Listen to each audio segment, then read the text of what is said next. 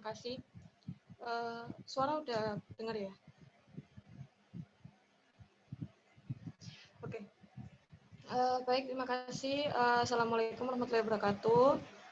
Salam sejahtera, selamat pagi semuanya. Sebelumnya saya ucapkan terima kasih atas kehadiran yang terhormat Bapak Dr. Andes Saverius Franciscus Risadewo MSI selaku Ketua Prodi, dan juga kepada pemateri kita pada hari ini, yaitu Ibu Namira Khairani Fajri MHum dan juga Bapak Dr. Andes Jack Parmin MHum yang sudah berkenan untuk mengisi materi hari ini. Saya juga ucapkan terima kasih kepada rekan-rekan panitia sekalian yang sudah berusaha untuk menyukseskan penyelenggaraan acara pada hari ini. Saya juga mengucapkan terima kasih kepada peserta semuanya yang sudah berantusias untuk menghadiri acara bedah buku pada hari ini. Melalui acara ini nanti kita akan bersama-sama membahas dan mendalami sebuah karya dari Bapak Sapardi Djoko Darmono, yaitu sebuah novel yang berjudul Hujan Bulan Juni. Kita akan berdiskusi bersama, membahas bersama, membedah buku bersama dengan pemateri dan juga moderator, dan akan berdiskusi tanya jawab juga di akhir nanti. Semoga peserta sekalian semuanya bisa mengikuti acara ini hingga akhir nanti. Semoga juga acara ini nanti bisa memberikan manfaat bagi kita semua. Kurang lebihnya itu dari saya. Mohon maaf apabila ada salah kata. Wassalamualaikum warahmatullahi wabarakatuh. Baik, terima kasih atas sambutan yang diberikan. Lalu sambutan yang terakhir sekaligus untuk membuka acara ini, itu kepada yang terhormat Bapak Sri Sadewo, kepada Bapak Franciscus Saverius Risadewo MSI, waktu dan tempat kami persilahkan.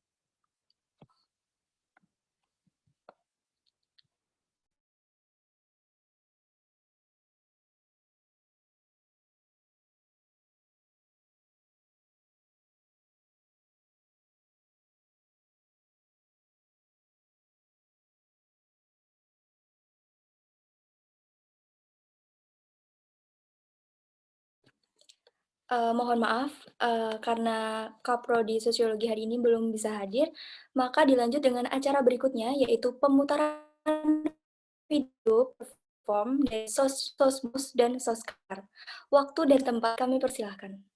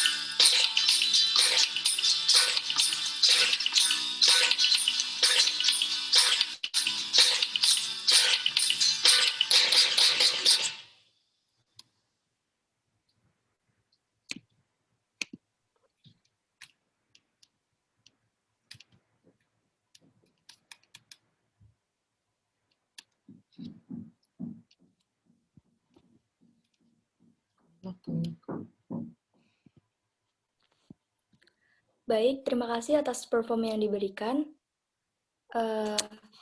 Selanjutnya, dimohon seluruh audiens untuk menyalakan kameranya masing-masing dan mematikan sound, karena acara inti akan segera dimulai.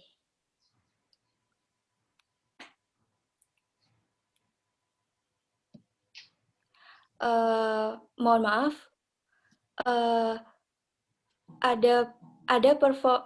terdapat perform kembali lagi oleh pihak Soskar yang bersedia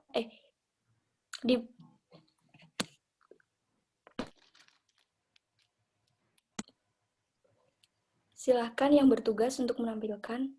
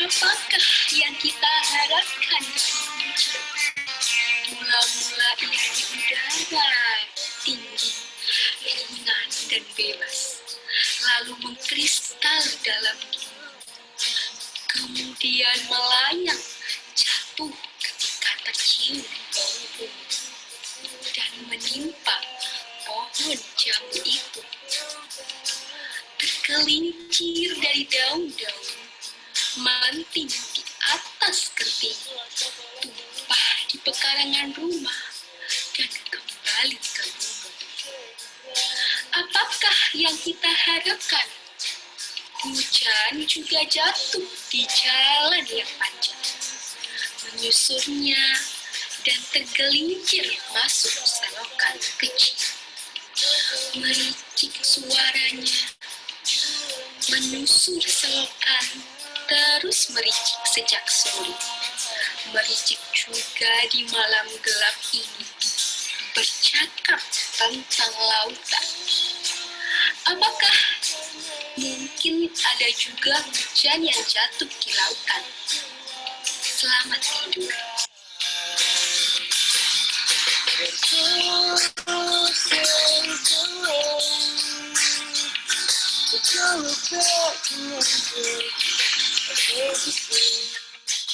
Hujan dalam komposisi. Apakah yang kau tangkap dari suara hujan? Dari daun-daun bugenvil basah yang teratur menutup jendela. Apakah yang kau tangkap dari bau tanah? Dari ricik air yang turun di selokan.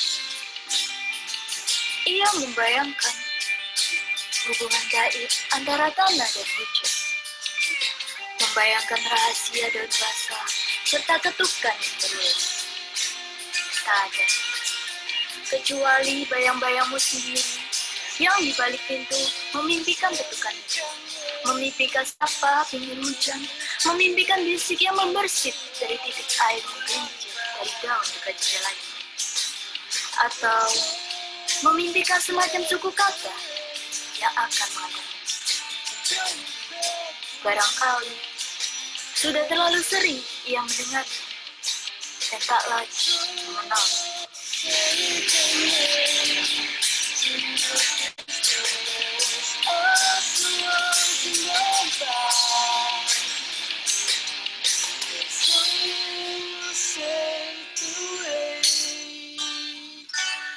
Don't look back in anger.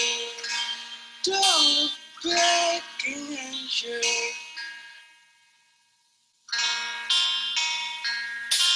Heard this say.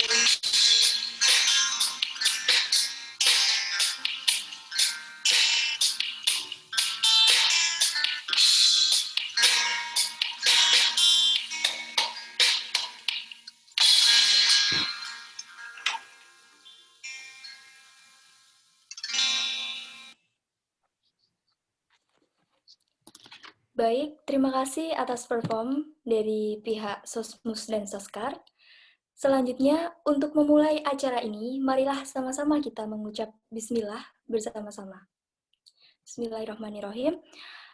Setelah itu, saya selaku MC akan menyerahkan acara ini kepada moderator Saudara Naufal Iya Ulmudin.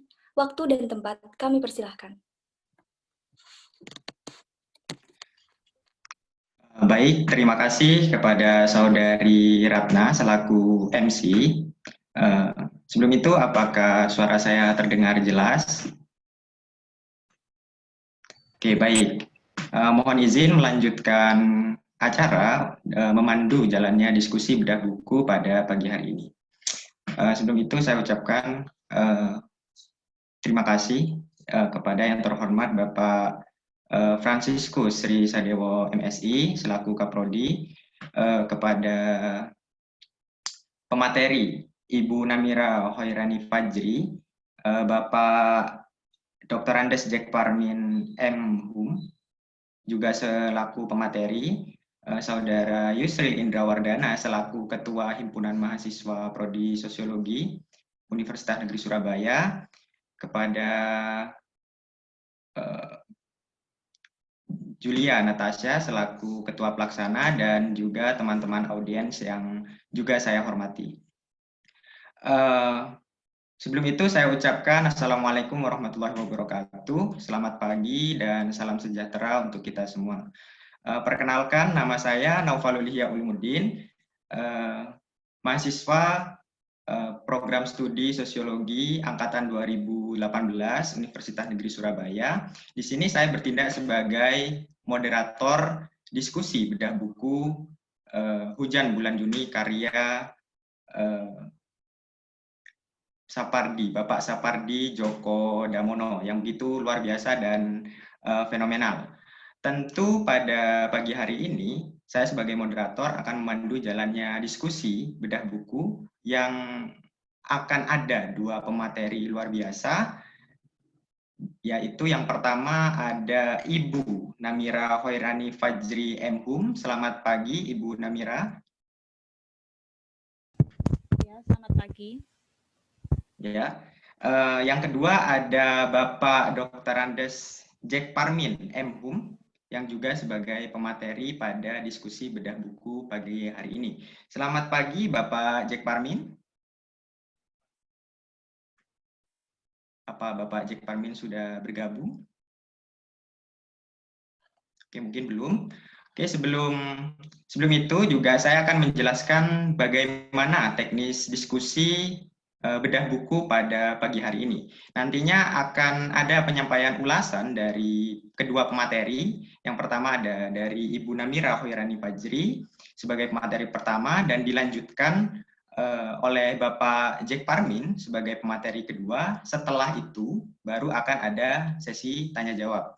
Nah, selama proses berjalannya penyampaian ulasan dari kedua pemateri, teman-teman audiens bisa menuliskan pertanyaannya di room chat dengan format nama, lalu pertanyaannya apa, yang nanti di sesi tanya jawab akan saya bacakan untuk disampaikan kepada para pemateri.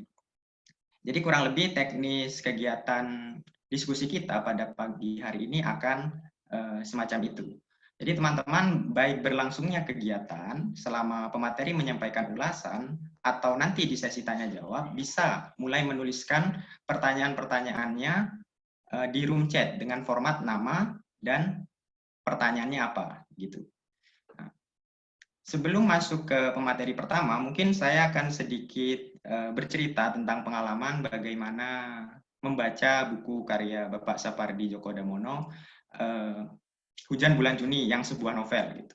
Karena kalau tidak salah, Hujan Bulan Juni ini merupakan adaptasi dari buku yang juga fenomenal, buku pertamanya, yaitu bukan buku pertama yang maksudnya bentuk pertamanya adalah puisi, kumpulan saja, yang judulnya juga Hujan Bulan Juni. Yang itu tentu sangat digemari oleh para pujangga-pujangga muda Indonesia, yang akhirnya karena begitu fenomenalnya, mungkin tidak cukup sayang sekali untuk dalam bentuk puisi saja, sehingga diadaptasi dalam bentuk komik juga, dalam bentuk film juga, dalam bentuk lagu, dan yang akan kita bedah pada pagi hari ini adalah dalam bentuk sebuah novel. Novelnya tentu tidak terlalu tebal, namun ketika selesai membaca, pengalaman saya merasa di akhir bacaan tentang novel ini itu merasa perlu lebih tebal gitu, karena di akhir itu memang sastrawan luar biasa ya, memang memberikan kita kebebasan untuk menafsirkan apa yang terjadi gitu, tidak dijelaskan secara langsung apa yang sebenarnya terjadi pada tokoh utama yaitu Sarwono dan Pinkan di dalam novel ini. Dan mungkin juga nanti tentu secara mendalam akan dibedah oleh kedua pemateri yang sudah berpengalaman di bidangnya, yaitu bidang sastra dan bahasa Indonesia.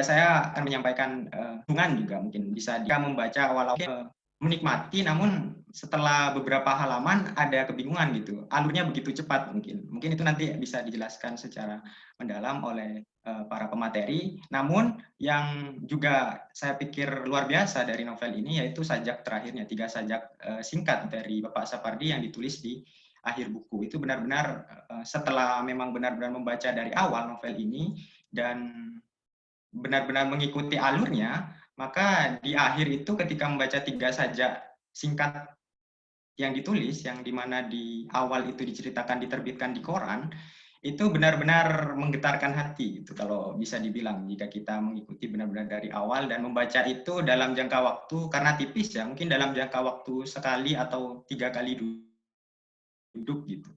Cuma meskipun banyak hal-hal yang perlu dipertanyakan, misalnya kayak mungkin yang belum tahu, misalnya kayak dongeng Manado tentang Pingkan dan Matindas, itu kan juga mungkin kalau pembaca awal, misalnya awam seperti saya kan juga belum tahu sebenarnya kisahnya seperti apa, meskipun dijelaskan secara singkat-singkat di novel ini gitu.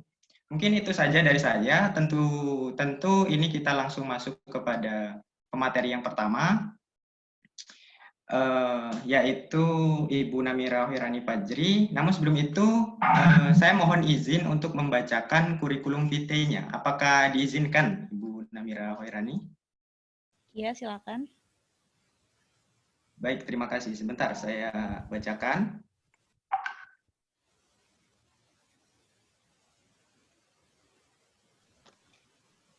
Perlu diketahui teman-teman, Ibu Namira Hoirani Fajri MHum ini lahir di Tuban 17 Juni 1995 dan menempuh pendidikan SMA di SMA Negeri 1 Tuban dan menempuh pendidikan S1 di Universitas Airlangga jurusan Sastra Indonesia dan melanjutkan studi S2 di Universitas Airlangga juga di jurusan Kajian Sastra dan Budaya. Dan keterampilan dan minatnya adalah bahasa Indonesia, sastra, sejarah Indis, dan budaya urban. Dan saat ini menjabat sebagai reviewer buku. Dan pengalaman sebagai pemakalah juga banyak. Yang pertama ada sebagai di Seminar Nasional Bahasa Ibu Universitas Udayana, di Seminar Nasional Budaya Urban di Universitas Indonesia, International Conference of Urban Studies Universitas Airlangga, International Conference on Local Language di Universitas Udayana, Seminar Leksikografi Indonesia di Kementerian Pendidikan dan Kebudayaan, International Symposium of Humanity Studies di Universitas Gajah Mada, dan webinar Series of Kucing Clinic Micro Teaching Simulation on Indonesian Study di Indonesia Research Corner. Mungkin itu dan lain sebagainya tentunya. Mungkin itu yang bisa saya sampaikan sekilas kurikulum vitae dari Ibu Namira. Selanjutnya Ibu Namira bisa menyampaikan materi dan ulasan-ulasannya terkait novel Hujan Bulan Juni ini. Kepada Ibu Namira, saya persilakan. Mohon maaf sebelumnya, apa saya bisa meminta untuk menjadi co-host? Oh ya, sebentar. Sudah.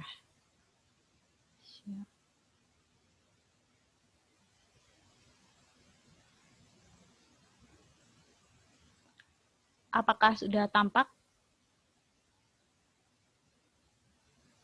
Apakah PowerPoint saya sudah tampak dan suara saya jelas? Sudah, Mbak. Sudah, Mbak. Ya, terima kasih atas kesempatannya. Assalamualaikum warahmatullahi wabarakatuh. Di sini saya diberi tugas, diberi amanah untuk menyampaikan tentang novel Hujan Bulan Juni karya Sapardi Djoko Damono.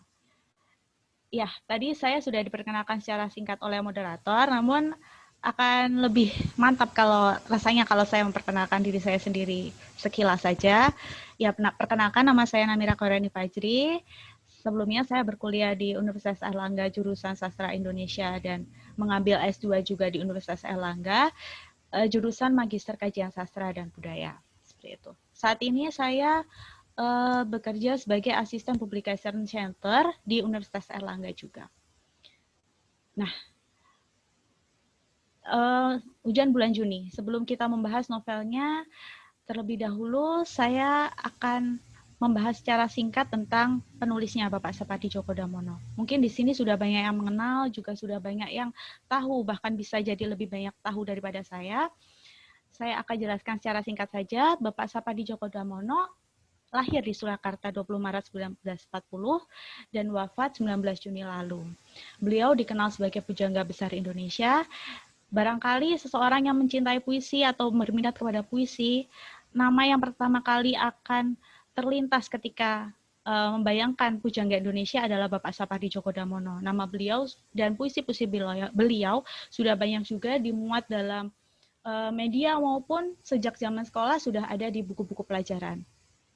Beliau pernah menjadi pengajar di UI, IKJ, Undip, dan ISI Surakarta. Beliau juga memperoleh gelar guru besarnya di Universitas Indonesia dan juga pernah menjadi dekan dari Fakultas Ilmu Pengetahuan Budaya di Universitas Indonesia.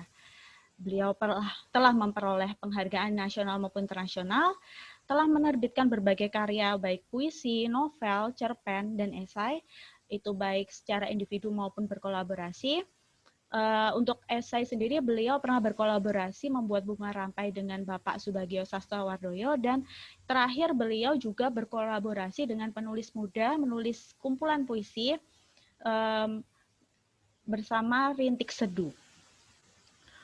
Puisinya memiliki ciri khas yaitu diksi yang sederhana tapi syarat makna. Kerap mengangkat metafora dari alam, termasuk salah satunya yang ada dalam puisi Hujan Bulan Juni. Nah, ciri khas dari Bapak Sapardi Djoko Damono sendiri, beliau sangat jarang menggunakan diksi-diksi yang sulit atau jarang kita temui. Beliau lebih memilih menggunakan diksi yang sederhana, kemudian memetaforakan hal-hal yang ada di alam seperti hujan, rintik, kemudian api, air, seperti itu, untuk menggambarkan perasaan dan peristiwa yang ingin beliau sampaikan dalam tulisan-tulisannya. Bapak Sapardi Djoko Damono sendiri juga sudah menginspirasi banyak penulis besar Indonesia. Yang saya ketahui, beberapa penulis yang dengan terang-terangan mengungkapkan bahwa beliau terinspirasi dari Bapak Sapardi Djoko Damono adalah Rintik Seduh dan Dewi Lestari. Kedua penulis itu sangat mengidolakan Sapardi Djoko Damono. Dari situ kita bisa melihat bahwa Bapak Sapardi Djoko Damono ini memang sudah berpengaruh besar pada dunia sastra Indonesia. Hujan Bulan Juni. Hujan Bulan Juni sendiri awalnya adalah sebuah puisi. Puisi yang dibuat oleh Bapak Sapardi Djoko Damono pada tahun 1989. Kemudian dari puisi tersebut dialihwahanakan menjadi musikalisasi puisi yang terkenal dibawakan oleh Ari Reda tahun 1994 berjudul sama, Hujan Bulan Juni. Kemudian dialihwahanakan lagi menjadi sebuah komik tahun 2011. Kemudian Bapak Sapardi Djoko Damono sendiri mengalihwahanakan kembali puisinya menjadi novel yang berjudul sama, Hujan Bulan Juni tahun 2015. Dan yang terakhir, novel tersebut dialihwahanakan menjadi sebuah film yang dibintangi oleh Velovexia dan Adipati Dolken tahun 2017. Adapun juga salah satu bait fenomenal dalam Hujan Bulan Juni, yaitu bait pertamanya, tak ada yang lebih tabah dari Hujan Bulan Juni, pernah ditanggapi dalam sebuah musik yang dibuat oleh Amigdala, yaitu dia membuat lagu berjudul Ada Yang Lebih Tabah Dari Hujan Bulan Juni. Adanya tanggapan dan jawaban pada lirik fenomenal Hujan Bulan Juni tersebut menunjukkan bahwa memang Hujan Bulan Juni ini sebegitu fenomenalnya, sebegitu terkenalnya, dan membawa banyak pengaruh untuk pembaca dan penikmat sastra. Nah, Hujan Bulan Juni sebenarnya bukanlah karya tunggal. Hujan Bulan Juni adalah trilogi novel dengan judul novel pertamanya berjudul Hujan Bulan Juni yang terbit tahun 2015. Di novel ini memang berfokus pada perkenalan kisah cinta Sarwono dan Pinkan dengan tentang kisah mereka yang berbeda kultur dan agama. Kemudian novel kedua berjudul Pinkan Melipat Jarak terbit pada tahun 2017. novel ini berfokus pada konflik batin tokoh yang ada dalam cerita. Kemudian yang ketiga atau terakhir, seri terakhir berjudul Yang Fana Adalah Waktu, terbit tahun 2018, menceritakan kisah kekekalan cinta Sarwono dan Pinkan dan meng-highlight Yang Fana Adalah Waktu, Kita Abadi. Ketiga judul novel ini yang menjadi trilogi Hujan Bulan Juni ini diambil dari judul-judul puisi fenomenal karya Bapak Sapardi Djoko Damono. Yang pertama berjudul sama Hujan Bulan Juni, yang kedua adalah Meripat Jarak, dan yang ketiga Yang Fana Adalah Waktu. Hujan Bulan Juni novelnya ditulis sendiri oleh Bapak Sapardi Djoko Damono, diterbitkan oleh Gramedia Pustaka Utama, dan dicetak pertama kali pada Juni tahun 2015. Tebalnya memang novel ini seperti dibilang Mas moderator tadi bahwa novel ini tidak begitu tebal, yaitu hanya 135 halaman. Begitu juga dengan seri kedua dan ketiga dari trilogi ini pun juga tidak begitu tebal. Juga kurang lebih masih 130-an halaman. Nah, bagaimana sampul novel Hujan Bulan Juni? Menurut saya sendiri novel ini sampulnya sungguh simpel tapi cukup menggambarkan dan mendapat ruh dari Hujan Bulan Juni itu sendiri.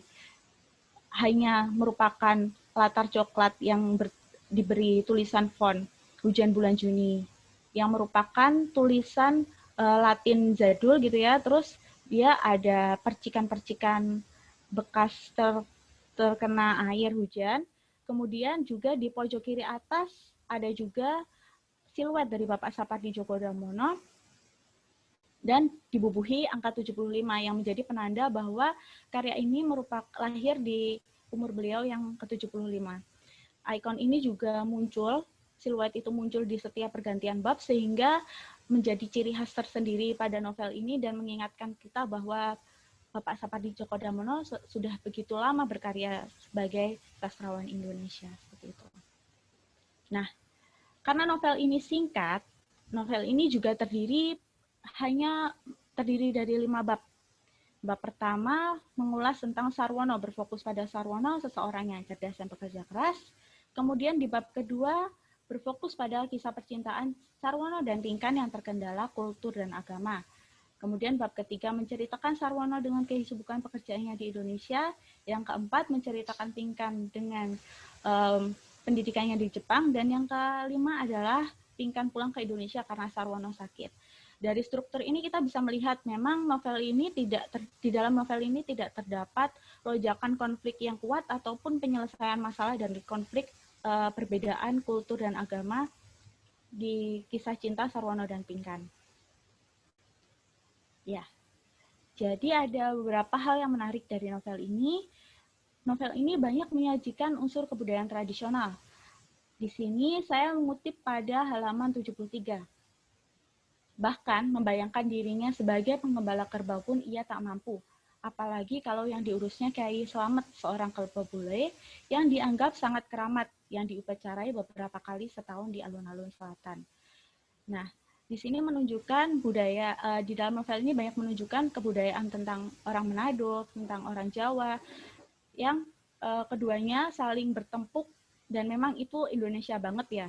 Kita hidup di Indonesia dengan perbedaan budaya, seringkali kita menganggap aneh budaya lain, namun terlepas dari itu kita memang harus tahu dan memahami budaya yang ada di Indonesia untuk saling menghargai.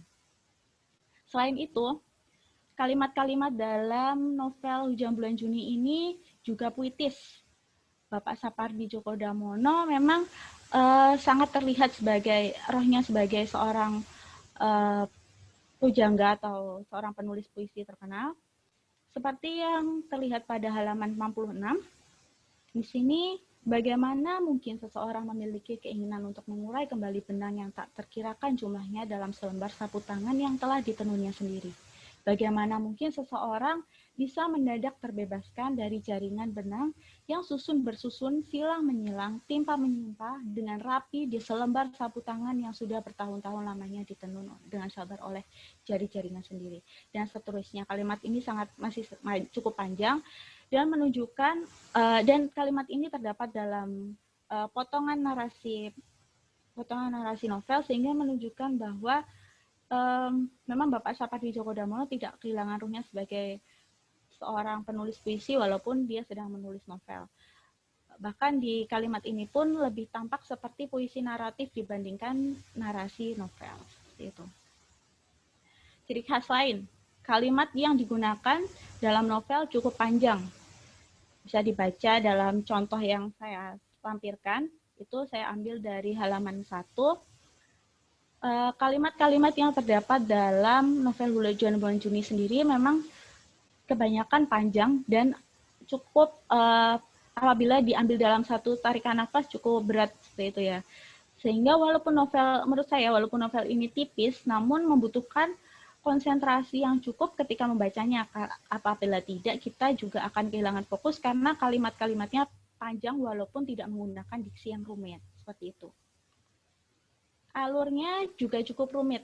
Salah satu faktor mengapa saya berpendapat bahwa alur dalam novel ini cukup rumit dan memerlukan konsentrasi ketika membacanya adalah karena novel ini banyak memberikan atau menyisipkan narasi-narasi tentang hayalan tokoh, kemudian bayangan tokoh di tengah-tengah narasi yang sedang digambarkan.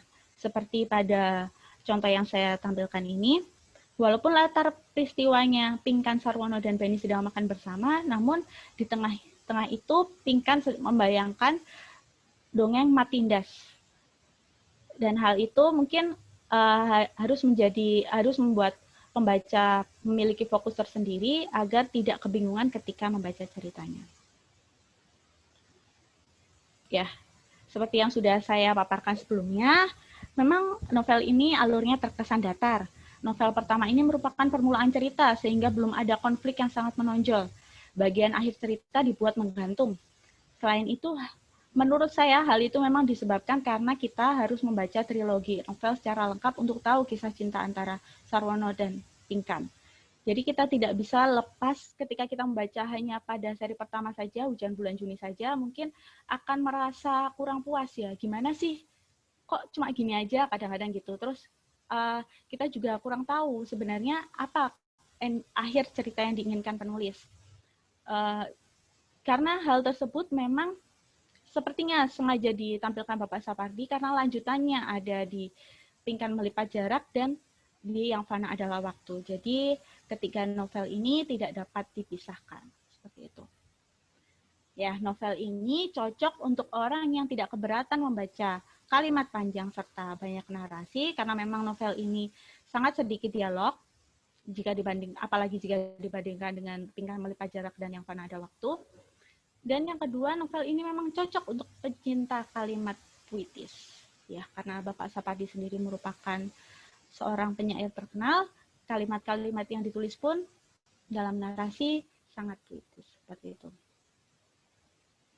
Nah, ada dua tokoh utama dalam novel Hujan Bulan Juni. Di sini saya izin menggunakan ilustrasi kedua tokoh yang ada dalam film. Mungkin ada beberapa yang pasti kurang srek ketika dua tokoh ini memerankan film tokoh Pinkan dan Sarwono. Namun hal itu saya kira sudah biasa ya, karena karena bayangan kita sebagai pembaca tentu tidak dapat sepenuhnya digambarkan dalam film. Ya, dua tokoh utama bernama Pinkan dan Sarwono. Dari namanya saja kita sudah bisa melihat bahwa sebenarnya Bapak Sapardi sendiri ingin menggambarkan kontras antara kedua tokoh. Yang satu bernama Pinkan yang tidak ada Jawa-Jawanya, juga tidak ada Manado-Manadonya, tapi tokoh lain bernama Sarwono yang namanya sangat kejawaan. Ya, Pinkan sendiri merupakan perempuan berdarah Manado Jawa, sedangkan Sarwono laki-laki berdarah Jawa Tulen. Pinkan berkuliah di sastra Jepang, sedangkan Sarwono merupakan dulu berkuliah di jurusan antropologi. Ya, mungkin teman-teman di sini sudah banyak yang tahu ya, ketika kalau di UNER itu ketika kita masuk FIB, biasanya kita sudah dapat menangkap perbedaan yang menonjol saat melihat mahasiswa. Kita pasti bisa mengira-ngira itu mahasiswa kira-kira mahasiswa sastra Jepang ataupun mahasiswa sejarah atau sastra Indonesia ataupun sastra Inggris, karena dari penampilannya sudah cukup menggambarkan mahasiswa itu mahasiswa apa, dan memang walaupun itu tidak dapat dipercayai 100%, tapi kebanyakan seperti itu. Sehingga mungkin saya kira Bapak Sapardi juga menangkap perbedaan itu, sehingga Bapak Sapardi membuat dua tokoh yang kontras, yang ingin digambarkan kontras ini, dengan satu merupakan mahasiswa sastra Jepang, sedangkan mahasiswa satunya lagi merupakan mahasiswa antropologi. Ya, di sini tokoh Pinkan sendiri digambarkan sebagai tokoh yang modern, sedangkan Sarwono digambarkan sebagai tokoh yang jadul atau zaman dahulu. Dan sebutan jadul ini juga berulang kali diungkapkan Pinkan untuk menggoda Sarwono atau meledek Sarwono seperti itu ya. Jadi memang menjadi salah satu highlight dalam novel ini. Kemudian Pinkan sendiri dalam novel dikisahkan beragama Kristen, sedangkan Sarwono beragama Islam. Dari perbedaan-perbedaan ini, apakah ada kesamaan antara mereka berdua? Ada sih, ada persamaannya. Mereka sama-sama orang yang digambarkan cerdas dan pintar dalam bidangnya. Nah, dari paparan saya ingin nanti kita berdiskusi bersama apakah konflik yang diangkat dalam novel ini masih relevan. Jadi konflik dalam novel ini memang meng-highlight tentang perbedaan budaya dan agama antar dua tokoh yang mereka saling menyukai, saling mencintai seperti itu, namun terhalang oleh perbedaan agama dan budaya. Topik tentang perbedaan budaya ini memang sebelumnya sudah sangat sering di dalam sastra Indonesia. Yang saya ketahui itu seperti dalam novel Raumanen, karya Mariana Kartopo tahun 1977. Jadi sejak zaman dulu itu telah menjadi topik yang menarik bagi sastrawan Indonesia. Namun apakah konflik ini masih relevan hingga saat ini? Mengingat kedua tokoh ini memang digambarkan sebagai orang yang berpendidikan, yang sudah bersentuhan dengan budaya-budaya asing juga. Mereka banyak mempunyai teman asing. Kemudian mereka juga pintar dan juga sudah banyak belajar tentang budaya. Seperti itu. Oh ya, sebelumnya juga latar dari novel ini sendiri memang mengangkat latar kontemporer ya. Jadi walaupun Bapak Sapardi Djoko Damono menuliskan puisinya tahun 1989, tapi novel ini memiliki latar yang baru-baru ini, karena dua tokoh itu antara Pinkan dan Sarwono menggunakan media komunikasi WhatsApp. Media komunikasi WhatsApp sendiri kan memang baru populer digunakan di Indonesia sekitar tahun 2015-2014-an. Sehingga saya kira Bapak Sapardi Djoko Damono ingin menggambarkan keadaan terkini dalam novel tersebut. Ya, nanti kita akan diskusikan secara bersama apakah konflik ini masih relevan. Baik, sekian materi dari saya. Apabila saya ada salah kata mohon dimaafkan, dan saya berharap saya bisa berdiskusi dengan teman-teman sekalian di akhir sesi. Terima kasih.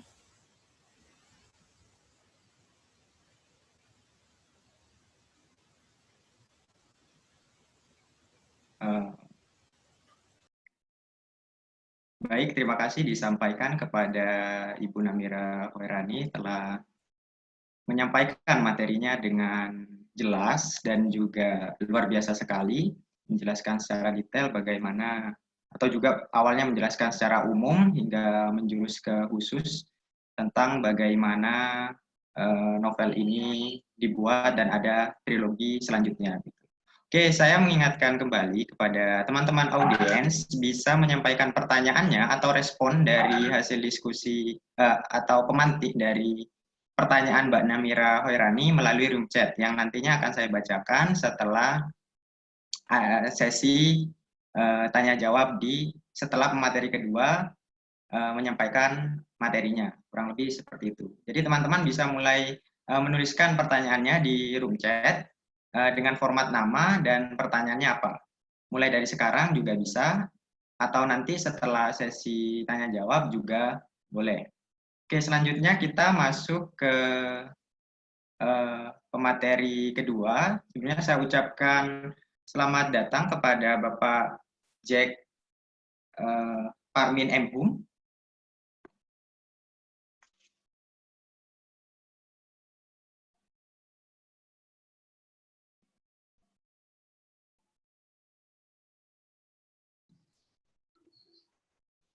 Selamat siang, Pak. Selamat siang, Mas Naufal. Ya, baik Pak. Selanjutnya akan ada materi kedua yang menampilkan ulasan-ulasan dari Bapak Jack Parmin. Namun sebelum itu saya mohon izin untuk membacakan sekilas kurikulum vitae dari Bapak Jack Parmin. Apakah diizinkan, Pak? Ya, silakan.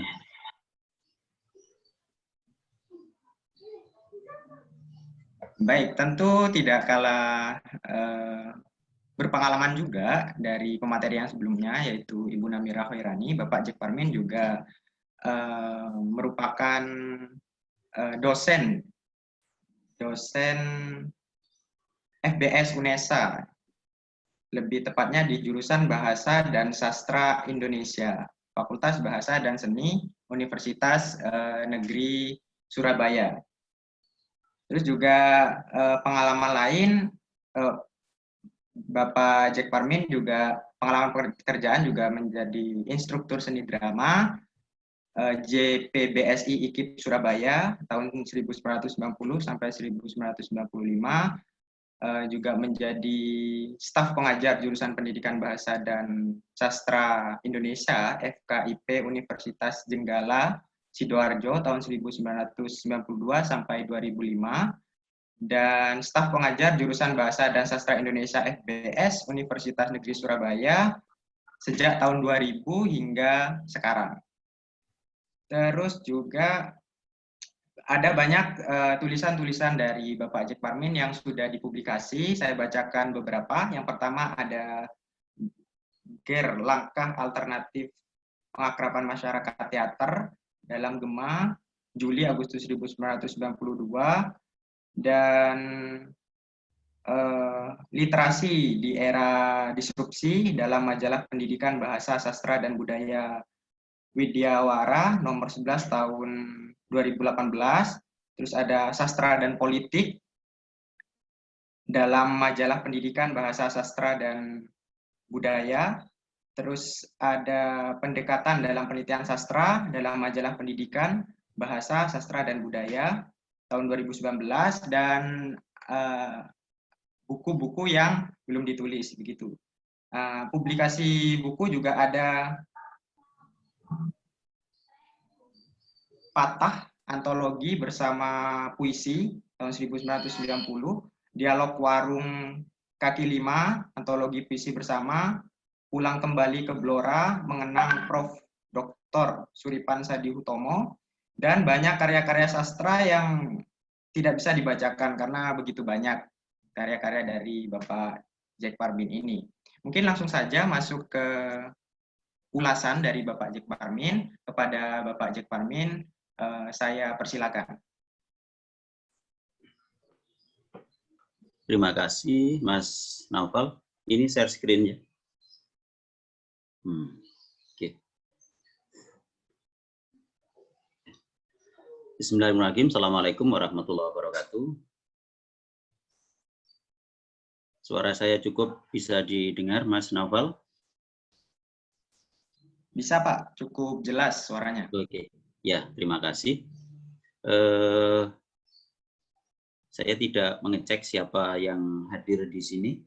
Ada 86 partisipan. Salam untuk semua yang hadir.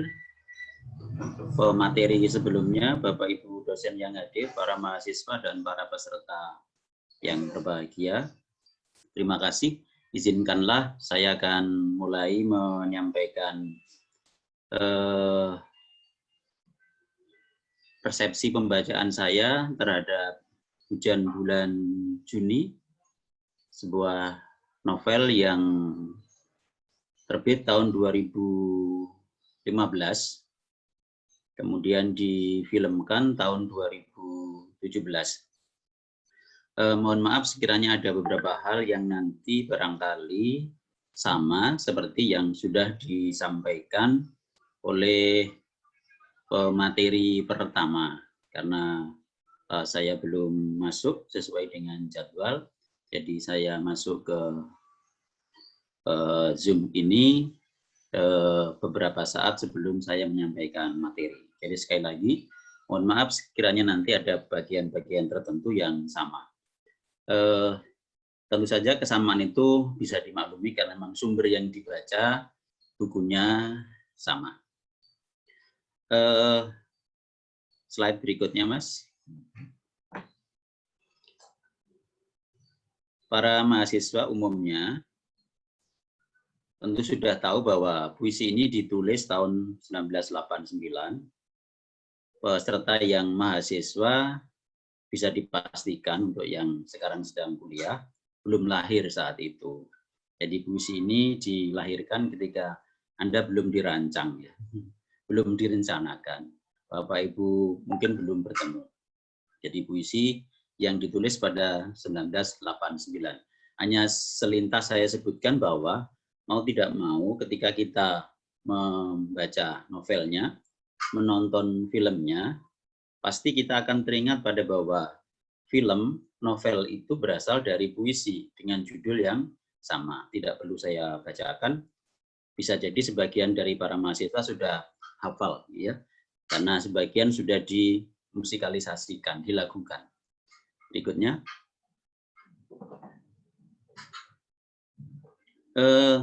Para mahasiswa umumnya, saya tidak perlu menyampaikan panjang lebar meskipun ada beberapa catatan yang terkait dengan Sapardi Djoko Damono. Posisi Sapardi sebagai seorang penyair itu memang unik, begitu ya. Salah satu keunikan, dan ini sudah diketahui oleh banyak orang, adalah kehidupannya yang tertib, gitu ya. Jadi ini priayi yang hidupnya tertib, yang dicemburui, begitu, saling mencemburui sebetulnya, saling mencemburui. Jadi begini, umumnya para penyair itu berada di jalanan, begitu, untuk menghikmati segala pengalamannya, lalu dituangkan dalam puisi. Sementara Sapardi itu seolah berjarak, begitu ya, dengan keseharian yang dijalani oleh sebagian penyair. Begitu. Tetapi Sapardi itu bisa mendeskripsikan sesuatu yang tidak dijalani dalam tanda petik seperti para penyair yang umumnya, tapi bisa menuliskannya dengan sangat bagus. Jadi ada yang mengatakan bahwa Sapardi berjarak dengan yang ditulis, tetapi dalam tulisannya tidak tampak jarak itu. Ya, ini menarik. Banyak puisi-puisinya yang menulis tentang kesederhanaan, bukan kesederhanaan, tapi ditulis dengan bahasa yang sangat sederhana. Gitu. Ya, lanjut. Ini hanya beberapa contoh, sangat mungkin nanti Anda bisa mendapatkan data lain yang lebih banyak lagi. Ada Dukamu Abadi, Mata Pisau, Perahu Kertas, Sihir Hujan, dan Hujan Bulan Juni. Ini terbit tahun 94, tetapi untuk puisi Hujan Bulan Juni sendiri, untuk puisi, judul puisi ya, itu ditulis tahun 1989. Jadi tentu saja 5 tahun dari sebelum puisi ini, kumpulan buku ini diterbitkan. Ada satu cerpen di sini, Pengarang Telah Mati. Tampaknya yang perlu diketahui dulu bahwa ini juga sudah banyak bisa dibaca di berbagai sumber. Menyebut nama Sapardi Djoko Damono, tentu orang langsung mengatakan ia sebagai seorang penyair. Titik. Ya, sudah itu saja, penyair. Nah, suatu hari sastra Indonesia dikejutkan oleh Kompas Minggu, ya saya menyebut saja, nggak apa-apa. Kompas Minggu karena salah satu rujukan untuk sastra itu Kompas. Kompas Minggu itu ada kolom puisi, ada kolom cerpen. Nah, tiba-tiba pada minggu tertentu di kolom cerpen itu ada tulisan Sapardi Djoko Damono. Kalau tidak salah ada 3 cerpen pendek yang dimuat dalam Kompas Minggu yang biasanya diisi hanya oleh 1 cerpen. Ya, yang biasanya minggu-minggu sebelumnya itu ditulis oleh satu penulis dengan satu cerpen, hari itu diisi lebih dari satu cerita pendek yang ditulis oleh Sapardi Djoko Damono. Nah, bisa dibayangkan bahwa Sapardi tiba-tiba menjadi seorang cerpenis. Nah, inilah yang barangkali menjadi pijakan Sapardi tiba-tiba menjadi seorang prosais. Hari itu boleh dikatakan bahwa dalam dunia kritik sastra Indonesia pro kontra begitu ya.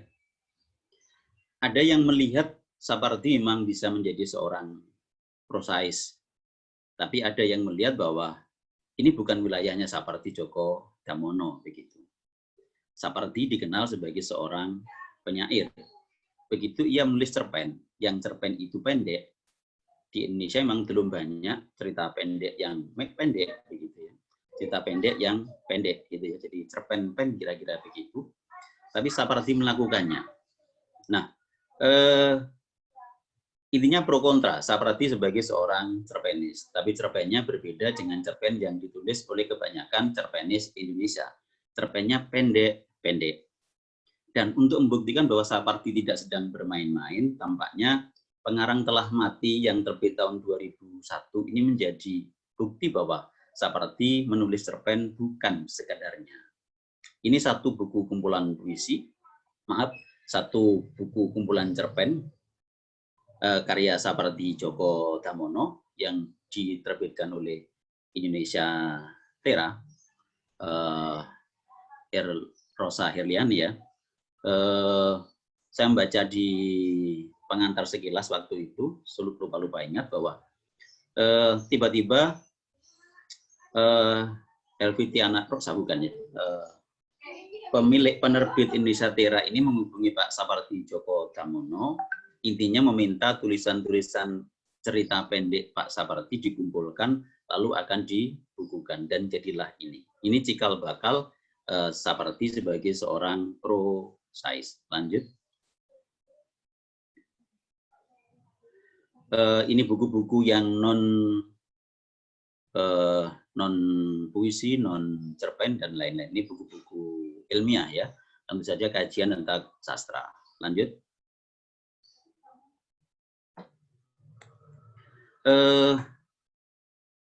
Nah, di periode akhir ini ada malam wabah, dan pada suatu hari nanti mahasiswa yang sudah memiliki buku ini termasuk hal yang agak unik menurut saya, karena buku ini dibolak-balik itu sama gitu ya, dibolak-balik sama. Jadi kalau misalnya Anda memiliki buku ini, cover buku kan di depan, tapi ini bukunya Sapardi itu di depan dan di belakang itu cover gitu ya.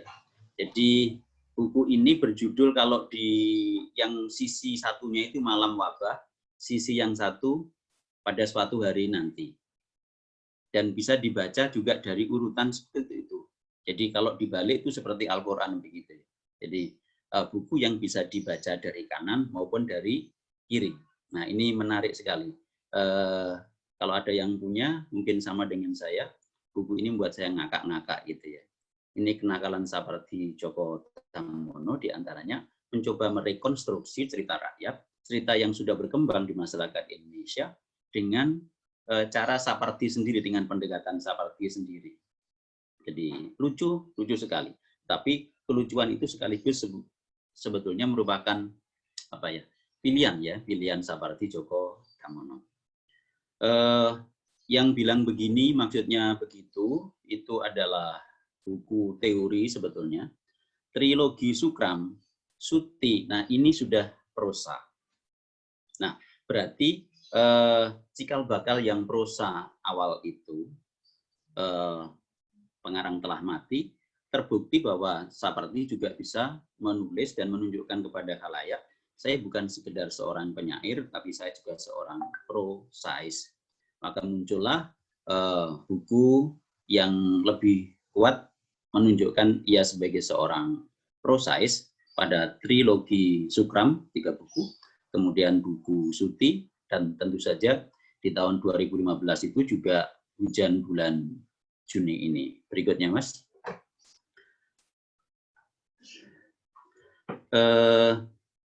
Para peserta seminar yang saya hormati.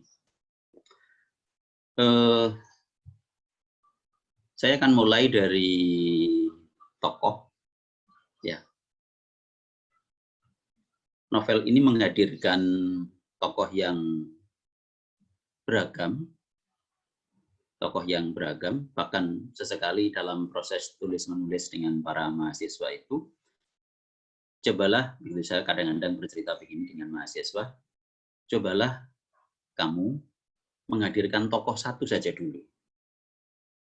Ya, misalnya tokoh yang dihadirkan adalah seorang penjual mie goreng yang sering melintas di depan kos-kosannya gitu ya. Oke, jadikan itu dulu. Jadi ada tokoh dulu. Tokoh itu kemudian pertemukan dengan satu tokoh. Ngobrol, kemudian akan munculkan konflik. Lalu munculkan tokoh berikutnya, lanjutkan dan selesaikan. Maka jadilah sebuah cerita. Begini, jadilah sebuah cerita. Maka dimulai dari tokoh. Ada banyak tokoh. Ini yang saya tulis saja, ada berapa ini? 11 atau 12 ya. Sarwono, dosen antropologi, FISIP UI.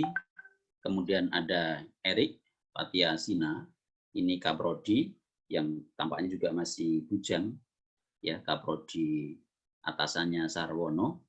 Kemudian ada Dewi, asisten di Prodi, sebetulnya sama dengan Sarwono, dosen begitu ya.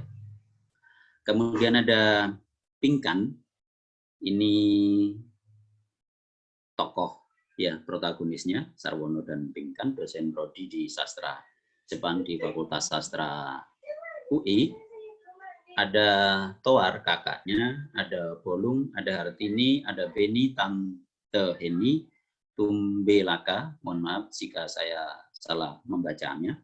Kemudian ada Sensei Hero. Nah, berdasarkan tokoh-tokoh yang hadir yang beragam ini muncullah keberagaman itu ya. Jadi ada yang mewakili dosen, ada yang mewakili wilayahnya, ada yang mewakili ilmunya dan lain-lain. Maka saya sebut sebagai tokoh yang hadir ini cukup beragam. Ketika dipertemukan pasti akan ada konflik-konflik kecil yang menarik begitu ya. Jadi tokohnya tidak dalam satu profesi begitu ya. Jadi sangat beragam dan ini menarik sekali. Kehadiran tokoh ini menarik untuk sebuah cerita. Jadi semakin beragam, tentu nanti problem yang dibawa itu akan semakin menarik. Ketika tokoh itu dihadirkan dari latar belakang yang relatif sama, jika pengarang itu tidak sangat pandai, maka nanti konflik yang dihadirkan sangat tidak menarik. Jadi ini kan credit point bagi novel ini. Kehadiran tokoh yang cukup beragam ini sudah memberikan satu garansi cerita ini akan menjadi menarik. Ya, meski kita tahu bahwa memang karena Pak Sapardi Djoko Damono itu seorang dosen, maka tokoh-tokohnya juga sebagian besar itu tak jauh dari urusan kedosenan, gitu ya. Tidak ada yang di jurusan dia sendiri di sastra Indonesia, tapi berpindah ke sastra Jepang karena ia ingin nanti menghadirkan hal yang lain. Nah, ini yang tampaknya perlu dipahami oleh para mahasiswa ya, sosiologi ya, mahasiswa sosiologi terutama untuk menjadi sumber data penelitian jika nanti sudah mulai masuk ke skripsi. Melintas sedikit ke skripsi, sekian tahun yang lalu, begitu puluhan tahun yang lalu bahkan ketika saya menjadi mahasiswa, kemudian saya pernah berkunjung kepada kakak senior yang kuliah di sosiologi di Universitas 11 di UNER, kita aja saya sebut di UNER. Kemudian saya menjumpai di rak bukunya itu begitu banyak novel gitu ya. Saya gelagapan waktu itu ya. Nah, akhirnya saya kan dalam tanda petik begitu berdebat, loh, ini kan wilayah saya begitu ya. Jadi itu tahun 90-an saya sudah mengenal itu. Semakin kesini tentu semakin saya sadari bahwa di bahasa Indonesia, di sastra Indonesia itu ada mata kuliah sosiologi sastra. Yang jika itu diteruskan menjadi skripsi, maka skripsi yang ditulis oleh mahasiswa saya yang sastra Indonesia, akan sangat mungkin sama dengan skripsi yang akan Anda tulis untuk mahasiswa sosiologi. Nggak ada yang berbeda. Jadi sama, mengkaji masyarakat, sosialnya, tapi tidak langsung terjun ke masyarakat, tetapi melihat dari novelnya. Dari novelnya. Jadi di novel itu harapannya ada masyarakat yang dideskripsikan dengan cara gamblang. Dengan cara gamblang, dengan jelas, dengan rinci, dan dengan detail. Nah, ini yang menjadi catatan untuk novel ini. Karena Anda sebagai mahasiswa sosiologi. Oke, lanjut. Cuma nanti lebih banyak ke diskusi saja. Cinta mempertemukan sekian banyak. Saya sebut sekian banyak apa, saya tidak menjelaskan bahwa sekian banyak itu adalah latar belakang yang begitu kuat, sehingga nanti latar belakang itu yang sebetulnya dalam tanda petik menjadi menarik jika itu dieksplorasi di novel ini. Gitu ya. Ada masyarakat Jawa, tentu terwakili oleh Sarwono dan keluarganya. Kemudian sesekali ada tugas di Jogja, hanya ingin menunjukkan di Jogja dan di Solo, mungkin ada perbedaan tapi juga banyak persamaan. Ada masyarakat Sulawesi yang tentu terwakili oleh Pinkan ya dan keluarganya. Ada masyarakat Sunda yang terwakili oleh Dewi. Ada masyarakat ibu kota yang terwakili oleh mereka, karena cerita ini sebetulnya kan bersumber dari Universitas Indonesia yang di Jakarta. Ya, mestinya bukan Jakarta, sekarang menjadi Depok, itu ya. Ada Jepang, ada Ambon, Patiasina, tapi yang sudah tinggal lama di Betawi, tapi nama Patiasina itu Ambon. Begitu. Lalu ada dongeng Pinkan Matindas yang luar biasa. Ini yang juga pilih-memilih dengan cerita ada di sini, luar biasa. Jadi seperti mencoba untuk memaksa pembacanya untuk melihat tentang asal-usul Minahasa. Lalu muncullah nama Pinkan dan Matindas. Selintas di dalam novel itu kan Pinkan pernah bertanya, mengapa namaku Pinkan? Gitu. Ada seolah satu simpulan sepintas dari kita bahwa Pinkan tidak tahu arti namanya.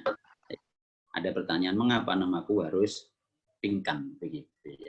Tapi pada akhirnya mereka tahu bahwa itu dari kisah, ya, jadi cerita rakyat yang luar biasa tentang asal usul Minahasa, Pinkan dan Matindas. Maka ya di dalam keseluruhan cerita itu kan tumpang tindih, Pinkan Matindas itu ada dalam diri Pinkan dan ada dalam diri Sarwono, luar biasa. Jadi kalau misalnya pembacanya tidak membaca cerita rakyat Pinkan Matindas, pasti akan nebak-nebak siapa sih Pinkan, siapa sih Matindas gitu. Tapi kalau sudah membaca, tentu nyambung. Jadi nyambung. Suatu saat kan Sarwono bisa mengatakan, aku tidak akan pernah takut pada Matindas. Aku justru takut pada Katsuo. Atau aku tidak pernah takut kepada Katsuo, tapi aku takut kepada Hiro. Jadi lintasan-lintasan itu luar biasa. Jika memang kita tidak mengetahui yang dimaksudkan hanya sepintas, sepotong-sepotong oleh Sapardi, maka proses pembacaan kita terpotong, terpenggal gitu ya. Jadi ada, loh kok gini gitu ya. Tiba-tiba ada beberapa istilah yang terkait dengan samurai, dengan ninja, dengan apalagi sebutan yang samurai tak bertuan itu ya, itu tentang Jepang luar biasa. Jadi kita dipaksa untuk belajar itu juga. Ada juga dongeng-dongeng Jawa yang selintas disebutkan ketika Sarwono dalam keadaan judek itu jenuh, tiba-tiba ada dongeng-dongeng tentang Dewi Sekartaji. Tidak diekspos, tidak eksplorasi oleh penulis apakah Dewi yang Sunda, yang koleganya di sastra, di antropologi itu bisa menjadi Dewi Sekartaji, lalu ia menjadi Raden Inu Kertapati, tidak sempat dieksplor itu, tetapi sempat dimunculkan itu nama Dewi itu, Dewi Sekartaji disebutkan, tapi dia punya kolega yang bernama Dewi juga. Nah, ini sangat menarik. Jadi dari sisi itu sebetulnya Sapardi ingin menghadirkan banyak hal di sini. Oke, lanjut Mas.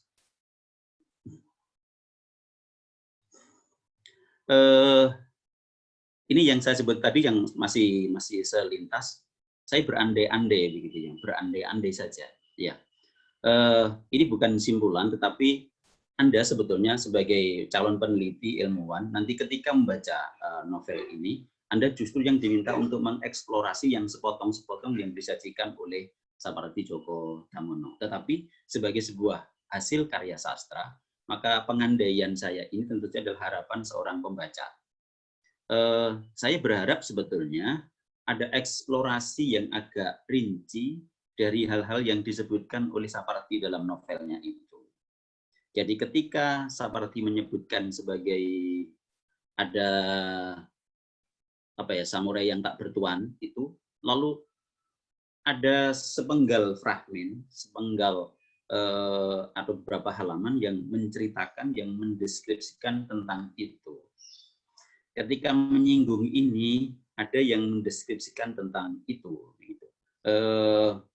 Tetapi bayangkan, seandainya itu terjadi, maka pengandaian itu akan menjadi fakta bahwa novel ini akan menjadi tebal. Jika novel ini tebal, siapa yang membaca? Itu nanti bergayut dengan siapa yang membeli. Bandingkan dengan yang terjadi saat ini. Novel ini tipis sekali. Menurut ukuran saya sebagai pembaca, novel ini tipis. Tapi novel tipis ini tampaknya memang dibaca tidak bisa cepat. Tidak bisa cepat ya. Jadi karena memang alurnya eksklusif menurut saya begitu. Alurnya eksklusif bagi pembaca ya. Saya membaca novel banyak, tapi begitu membaca novel ini yang begitu saya lihat tipis, pasti ini sehari selesai. Ternyata tidak selesai sehari. Padahal saya pernah membaca novel yang jumlah halamannya bisa di atas 300, itu dalam 1,5 hari selesai dibandingkan dengan novel ini. Tapi yang jelas bahwa novel yang tipis ini laris manis begitu ya. Ya, cetakan pertama Juni, cetakan kedua Juli, cetakan ketiga Agustus, cetakan yang keempat September. Ini buku yang saya punyai, yang cetakan keempat pada bulan September. Jadi berturut-turut tiap bulan cetak ulang. Bayangkan jika eksplorasi dilakukan oleh Sapardi itu dengan sungguh-sungguh, jadi Jawa dieksplor, Manado dieksplor, Sunda dieksplor, Ambon dieksplor begitu, akan jadi 400 halaman. Dan kalau sudah seperti itu, pasti di kolofon buku ini tidak muncul cetakan pertama, bulan A, bulan B, cetakan kedua, bulan C, cetakan ketiga tidak akan muncul, gitu ya. Jadi saya tidak tahu, mungkin semacam mencurigai, bukan mencurigai, tetapi saya paham betul Pak Sapardi itu dosen. Ketika menulis, maka yang dibayangkan adalah pertama kali adalah kantung pembacanya. Kantung pembacanya yang pertama adalah, ini sudah masuk ke wilayah manajemen ya. Kantung pembaca pertamanya adalah mahasiswa. Jika ia menulis buku yang tebal, dengan harganya yang dalam tanda petik di luar jangkauan mahasiswa, tentu saja ide yang diingini untuk disemai di benak para pembaca itu tidak tercapai karena buku itu tidak terbeli oleh mahasiswa. Ya, maka dalam kondisi ideal saya membayangkan eksplorasi detail tentang budaya, tradisi, akhirnya menjadi tidak menjadi kenyataan karena ada pertimbangan lain. Menurut saya seperti itu. Profesor Dr. Sapardi Djoko Damono, Profesor Doktor, apa yang tidak bisa dilakukan dengan menulis Jawa? Beliau ulang Solo.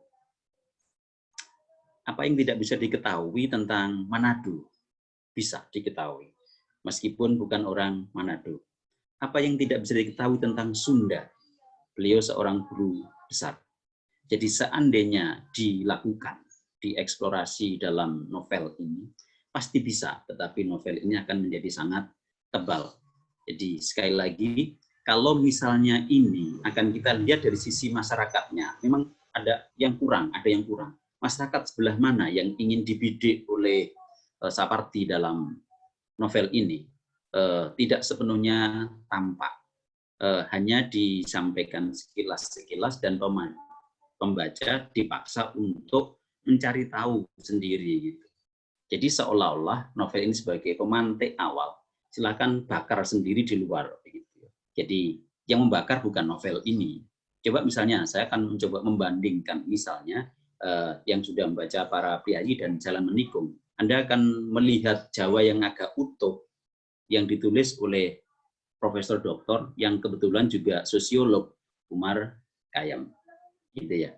Umar Khayyam yang dicurigai sebagai itu hasil penelitian yang ditulis dalam bentuk novel, ya, hasil penelitian. Dan ini juga yang tampaknya dimunculkan dalam tokoh Sarwono. Jadi Sarwono itu peneliti, sosiolog, antropolog, antropolog yang ketika membuat laporan, laporannya itu tidak menjemukan ketika dibaca karena disajikan seperti sebuah prosa, seperti sebuah novel. Jeffrey Al-Qatiri, mohon maaf saya melompat saja. Jeffrey Al-Qatiri itu dosen di Prodi Sejarah Universitas Indonesia, seorang penyair.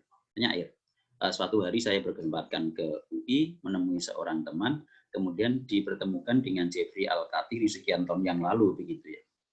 Tiba-tiba Pak Jeffrey ini menghadiahi saya sebuah kumpulan puisi tentang Batavia tempo dulu. Batavia tempo dulu. Kemudian beliau mengatakan ini hasil risetku loh ya. Ini hasil risetku tentang Jakarta tempo dulu. Tetapi saya tulis dalam bentuk puisi. Karena nanti kalau saya tulis dalam bentuk karya ilmiah, laporan penelitian, yang baca siapa begitu? Yang baca siapa? Nah, jadi Jeffrey yang orang sejarah itu meneliti tentang Jakarta tempo dulu disajikan dalam bentuk puisi. Tentu saja itu serpian, meskipun ia mengatakan ini riset loh. Karena yang saya tahu bahwa dana ratusan juta yang diberikan pada Jeffrey Al-Qatiri itu tentu harus dibalas kepada pemberi dana itu berupa laporan penelitian yang ilmiah, ada cover, ada judulnya gitu ya, ada latar belakangnya, ada teori, ada pembahasan, ada simpulan macam-macam. Yang itu pasti untuk masyarakat kampus saja yang membaca. Tetapi selebihnya Jeffrey menuliskannya dalam bentuk puisi yang luar biasa. Oke, lanjut Mas. Nanti kalau waktu saya sudah habis. Nah, ini mohon maaf Bapak, waktunya tinggal 5 menit lagi. Oke, 5 menit. Terima kasih Mas Naufal. Ini Pinkan dan Matindas. Saya memang hanya mengambil sekilas saja. Ceritanya tidak. Mudah-mudahan semuanya sudah pernah membaca cerita tentang Pinkan Matindas. Ini asal-usul Minahasa. Sekilas begini, Pinkan cantik, begitu ya, perempuan cantik pada usia 12 tahun, dia sakit aneh. Tidak ada yang bisa menyembuhkan. Kemudian datanglah seorang pemuda bernama Matindas, begitu ya. Akhirnya Matindas ini bisa menyembuhkan sakitnya Pinkan. Lama-kelamaan mereka saling menyukai dan menjadi suami istri. Ya, intinya seperti itu. Para mahasiswa dan para peserta yang saya hormati, alur yang disajikan, alur dulu, langsung aja nggih, alur yang disajikan dalam novel ini menurut saya sangat sederhana sekali. Ya, tidak bertele-tele, tidak berpanjang-panjang. Tele itu panjang, bertele-tele sama dengan berpanjang-panjang gitu ya. Tetapi yang pendek itu menjadi seperti apa ya, berkelindan begitu ya. Karena membaca dipaksa untuk keluar masuk begitu. Tiba-tiba harus mengetahui Sarwono kecil, tiba-tiba harus bolak-balik begitu ya. Tetapi sekali lagi bahwa ketika ada ulang-alik kecil, keluar masuk, flashback kecil itu hanya untuk memperkokoh karakter tokoh. Dari sisi pengaluran, alurnya sangat sederhana. Tetapi bagi pembaca novel yang terbiasa dengan alur yang agak berbeda dengan novel ini, memang novel ini terkesan lamban. Novel pendek, alur pendek tapi lamban. Karena apa? Karena yang dipentingkan adalah bahasanya. Yang dipentingkan ada faktor bahasanya, gitu ya, faktor bahasa. Karena yang menulis adalah seorang Sapardi Djoko Damono. Lanjut. Tokoh saya tidak ingin mengatakan apa-apa kecuali bahwa sebagian besar tokohnya sudah jadi, gitu ya. begitu disebut Sarwono, lalu diojo-ojo nama itu menjadi Jawa, sudahlah karakter Jawa gitu saja ya. Ya, jadi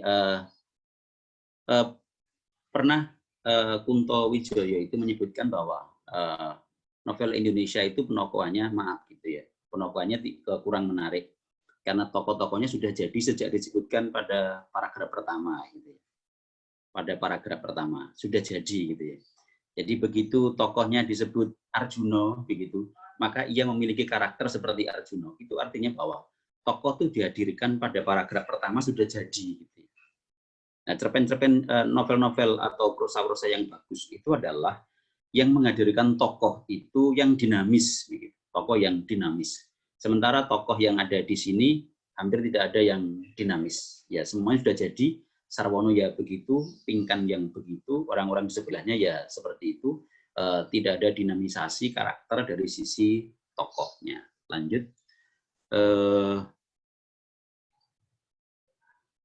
Apakah iya bisa kita sejajarkan ini mungkin 1-2 menit lagi? Kita sejajarkan, saya mencoba untuk ulang alik ke beberapa pembacaan yang di tempat lain begitu ya. Karena ini ngomong cinta gitu ya, ngomong cinta itu menarik gitu ya. Cinta, saya tidak menyebut bahwa hujan bulan Juni itu kasih tak sampai, cinta yang belum sampai ke pelaminan. Ya, memang faktanya kan belum terjadi. Faktanya diputus saja oleh pengarang, seolah-olah kejam banget begitu ya. Atau pengarang memilih itu. Ada kasih tak sampai, itu juga gagal bertemu karena perbedaan X. Romeo Juliet juga gagal bertemu karena perbedaan X. Laila Majnun itu juga gagal bertemu karena perbedaan itu X. Stefan dan Magdalena yang nanti muncul menjadi tenggelamnya kapal Van der Weeks, Buya Hamka, itu dua-duanya juga tidak bisa bersatu menuju ke perkawinan karena X. X itu apa? Apakah X itu sama? Ternyata berbeda-beda. Nah, X itu nanti dihadirkan dalam novel ini. Lanjut, mungkin tinggal 2-3. Ya, sudah seperti ini. Di negeri kita ada banyak cerita rakyat. Nah, balik ke cerita rakyat lagi. Kalau tadi memang Pinkan Matindas dipertemukan, syukur itu bagus ya. Tapi Jayaprana, Layunsari, Purnocitro, Roro Mendut itu tidak dipertemukan.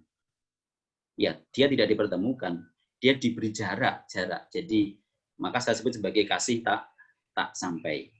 Sarwono dan Pinkan memang tidak disebut sebagai kasih tak sampai, tapi melihat perkembangannya itu tampaknya juga akan sulit untuk disatukan. Ada akan banyak faktor yang menyebabkan untuk tidak bersama. Terakhir mungkin berikutnya.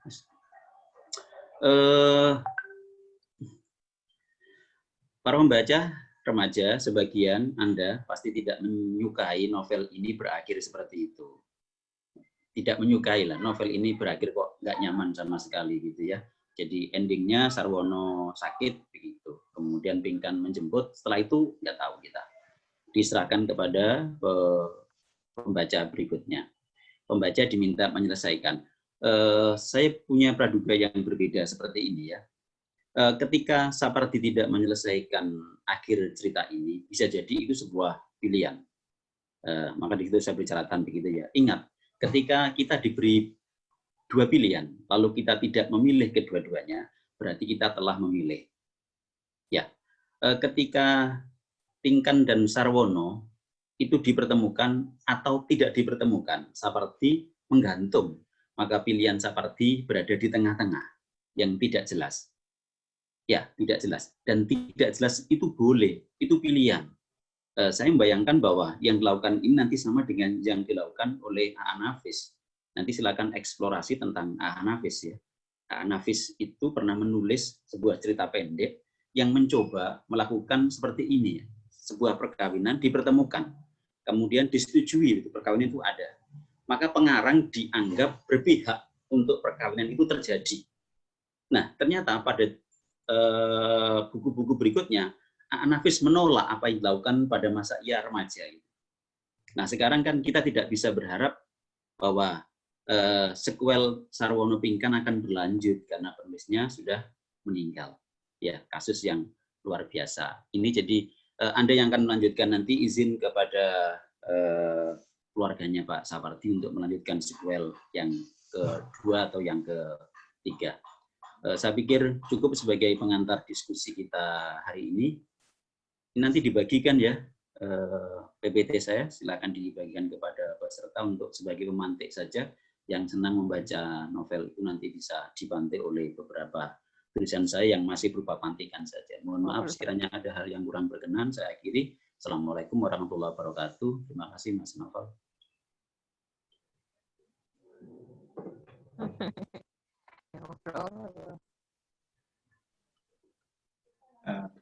Baik, terima kasih disampaikan kepada Bapak Jack Parmin atas penyampaian ulasan-ulasannya tentang novel karya Bapak Sapardi Djoko Damono, Hujan Bulan Juni, yang begitu luar biasa. Namun di sini ada ini Pak, mungkin ada tanggapan dari audiens, yaitu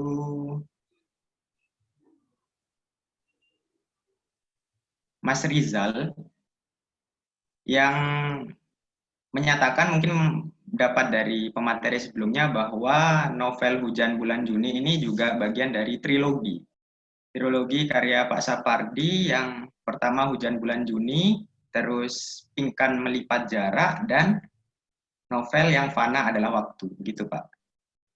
Ada mungkin koreksi dari Mas Rizal, audiens, begitu Pak.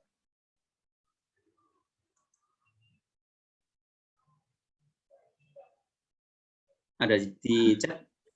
Ya, di room chat Pak, di room chat. Di chat. Oh iya, terima kasih ya Mas Rizal ya. Terima kasih. Saya baru membaca yang Hujan Bulan Juni, ya betul. Baik. Selanjutnya untuk teman-teman bisa menuliskan pertanyaannya di room chat, atau bisa juga langsung menyampaikan pertanyaannya dengan menyalakan mic-nya jika tidak berkenan menulis di room chat. Silakan teman-teman. Kita masuk ke sesi tanya jawab atau diskusi. Barangkali juga ada yang ingin merespon pertanyaan akhir dari Ibu Namira Hoirani, bahwa apakah konflik yang dihadirkan dalam novel Hujan Bulan Juni masih relevan saat ini? Begitu. Mungkin teman-teman ada yang ingin merespon agar bisa berdiskusi dengan pemateri. Dipersilakan.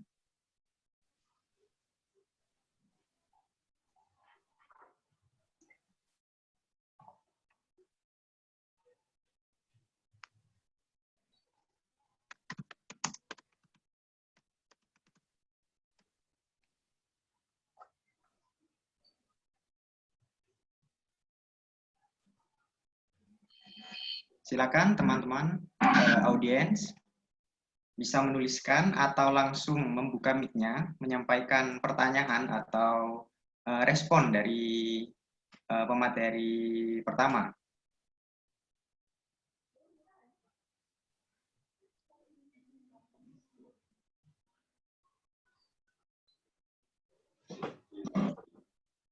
Silakan teman-teman.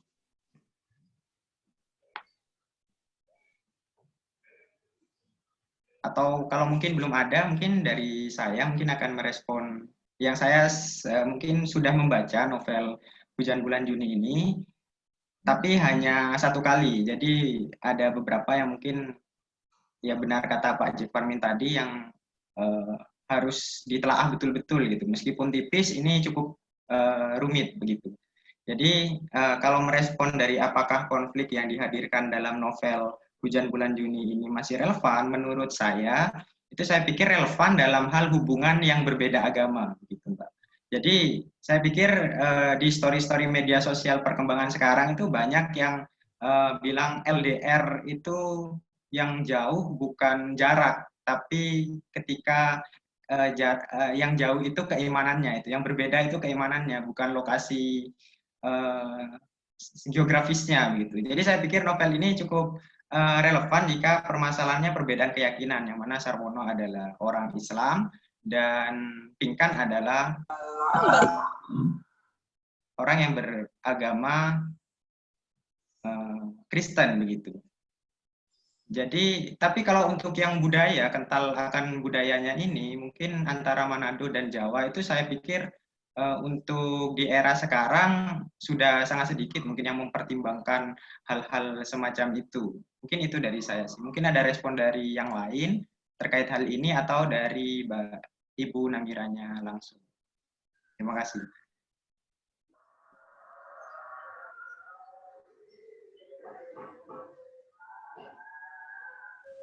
Barangkali ada teman-teman yang lain dulu yang ingin menanggapi, itu ada di kolom chat. Boleh diizinkan dulu, Mas? Ya, baik, sebentar. Ini dari Yunana. Saya, Nana, mohon izin menanggapi. Saat ini banyak muncul kembali karya-karya baik dalam bentuk lagu maupun buku yang terpengaruh dari karya-karya lama. Menurut pemateri, sekalian bagaimana perbedaan karya romansa lama dengan yang saat ini? Terima kasih. Mungkin kedua pemateri bisa menanggapi dari pertanyaan ini, dimulai dari Ibu Namira dulu mungkin. Dipersilakan. Sebelumnya saya ingin bertanya pada Yunana, Mbak Yunana, misalnya apa ya Mbak yang dimaksud di sini? Salah satu contohnya agar mungkin saya dapat menjawab dengan lebih mengena seperti itu.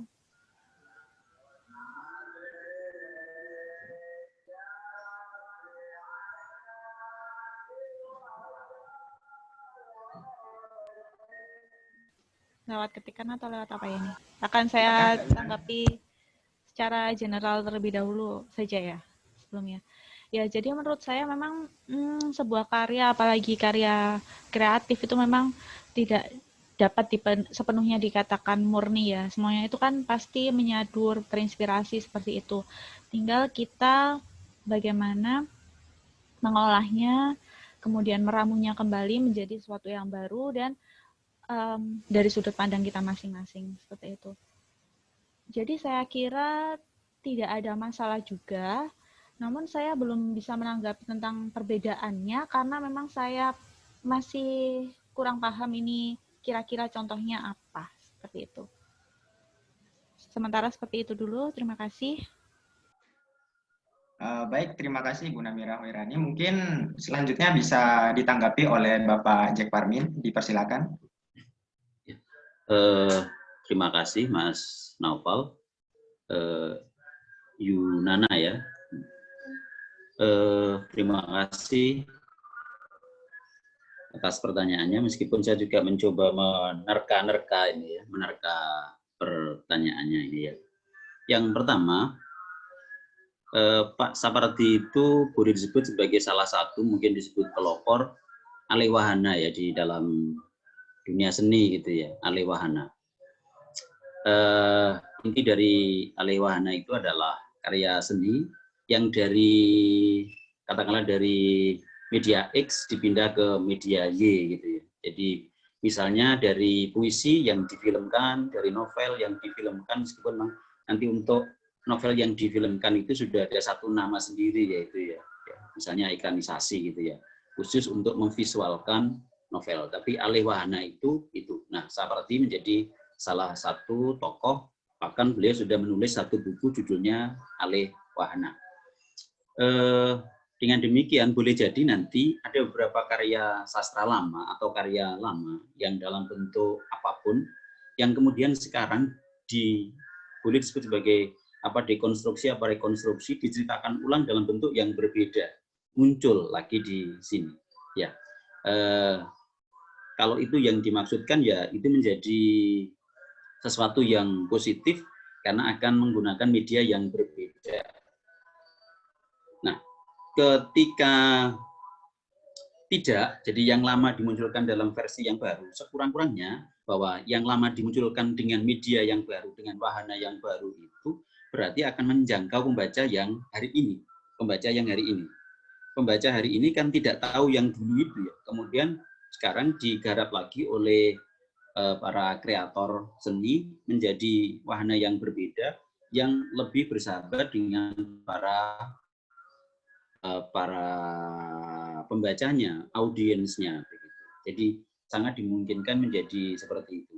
Jadi boleh, itu namanya, salahnya dan namanya adalah alih wahana, berpindah dari lagu, kemudian boleh diubah menjadi naskah panggung, dari naskah panggung kemudian difilmkan dan seterusnya. Dan itu tidak ada hukum apa-apa dalam kreativitas seni kecuali mencoba merambah pembaca yang berbeda, segmennya yang berbeda. Ada yang lebih senang nonton begitu ya. Sesekali kalau saya masuk kelas dengan para mahasiswa saya itu, ketika film itu sedang jalan begitu, dulu saya membawa sebuah novel, ya novel. Ketika film itu sedang tayang, gitu ya. Anda sudah membaca novel ini, loh, mahasiswa tidak mau membaca novel, tapi malah sudah nonton film. Ya, saya sebut waktu itu adalah Abida El Khaliki dengan novel yang menurut saya bagus, judulnya Perempuan Berkalung Sorban. Jadi mahasiswa lebih merasa enak itu nonton film yang cuma duduk kurang dari 2 jam, paham. Nah, tapi beberapa yang sudah pernah nonton lalu berbisik pada saya, asikan baca Pak, gitu ya. Asikan baca, karena dengan membaca itu imajinasi kita berkembang luar biasa, lebih dahsyat begitu ya. Jadi, tapi ada beberapa mahasiswa yang mengambil jalur pintas, ya. Dengan 2 jam langsung bisa paham tentang alur, sekali lagi alur. Karena ada bagian-bagian tertentu yang tidak bisa terdeteksi lewat visual dari yang tertulis. Jadi boleh saja itu terjadi. Mudah-mudahan ini tidak terlalu melebar dari pertanyaan Mbak Yunana ya ini ya, Mbak Yunana. Sekiranya nanti ada yang kurang, silakan Mbak Yunana bisa konfirmasi ulang. Begitu Mas Naufal untuk menambahkannya. Baik, terima kasih Bapak Cik Parmin. Ini selanjutnya, atau mungkin dari Mbak Yunana mau menanggapi, atau sudah cukup?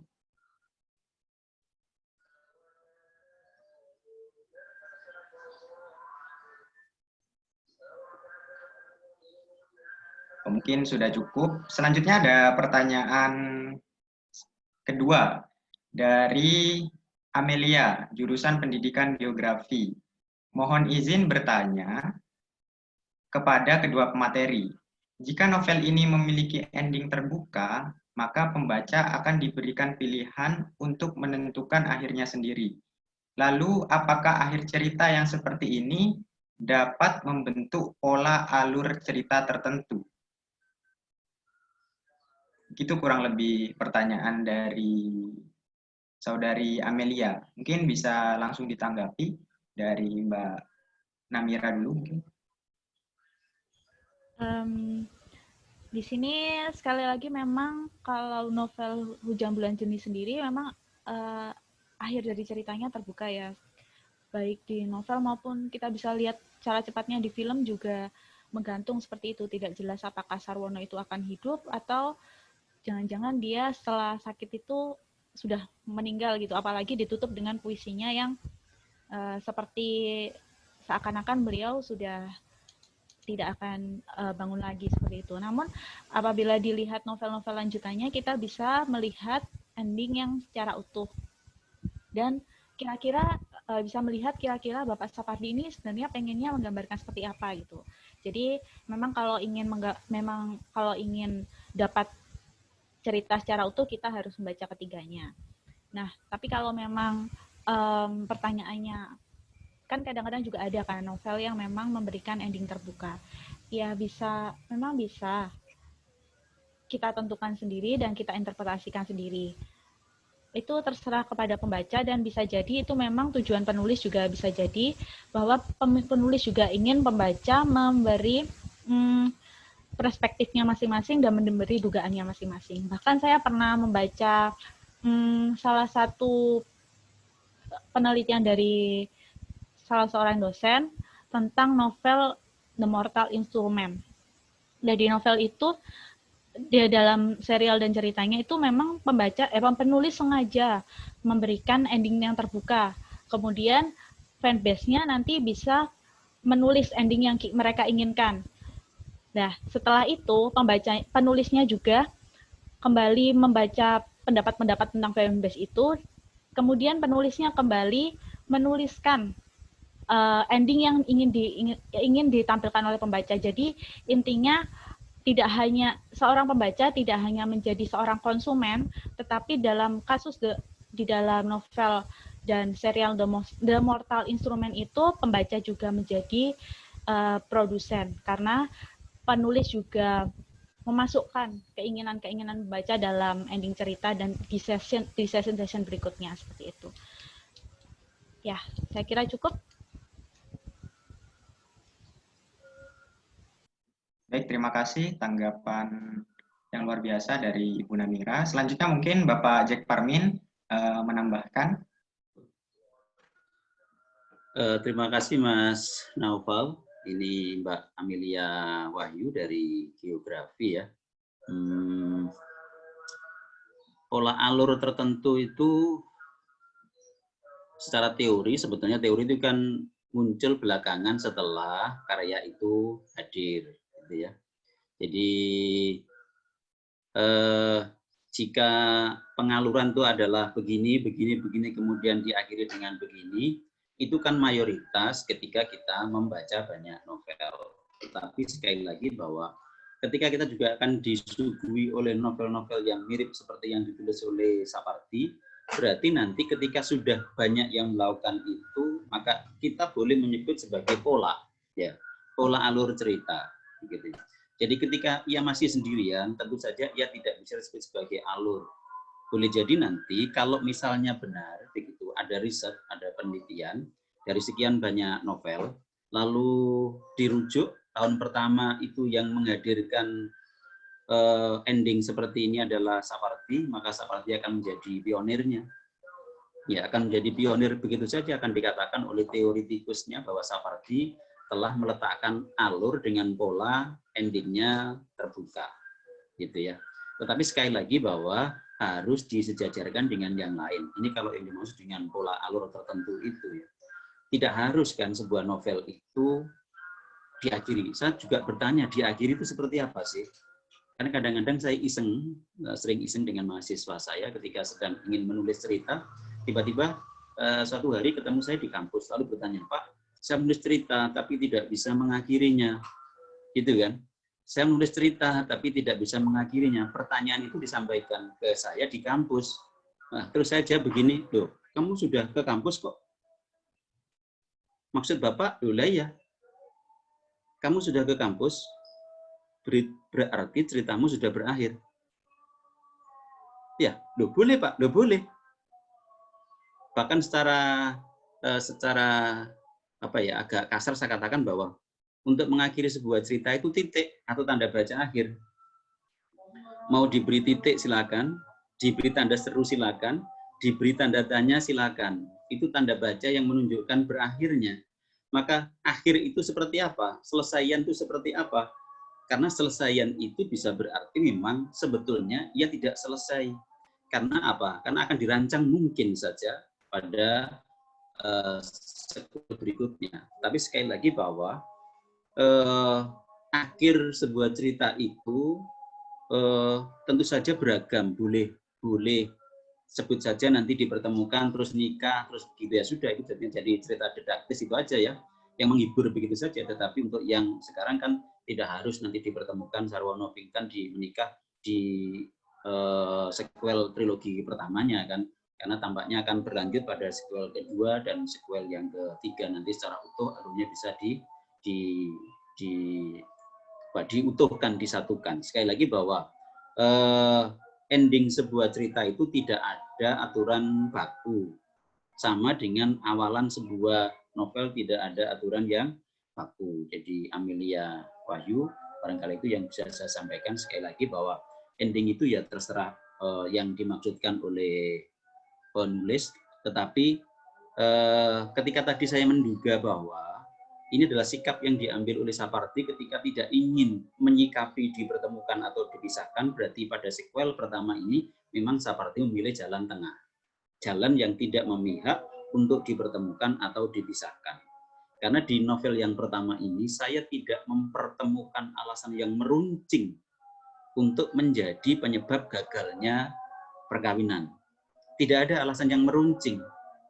Karena mereka dilahirkan di masyarakat yang sangat multi begitu ya. Oh, jelas kan, jadi multi, wong ibunya Jawa, terus bisa jadi meskipun saya tidak menangkap atau mungkin pembacaan saya yang kurang kusuk gitu ya. Apakah ibunya si Hartini itu mengikuti kepercayaan bapaknya, kan tidak tampak sangat jelas begitu. Kalau misalnya itu kemudian menjadi iya, berarti problem agama kan nggak jadi masalah. Ya, kan Ibu Pinkan kan Jawa. Kalau kemudian ia menikah dengan Pelenkahu kemudian menjadi Nasrani, kan selesai. Jadi nggak ada problem agama yang meruncing yang menyebabkan dia akan tidak menikah untuk sequel yang pertama ini. Jadi saya tidak menemukan hal yang meruncing yang menyebabkan mereka dipisahkan, gitu ya. Untuk sampai dengan detail Sarwono sakit itu. Terima kasih Mas Naufal. Baik, terima kasih pada Bapak Jack Parmin. Mungkin ada tanggapan dari Mbak Amelia. Ada tanggapan terlebih dahulu.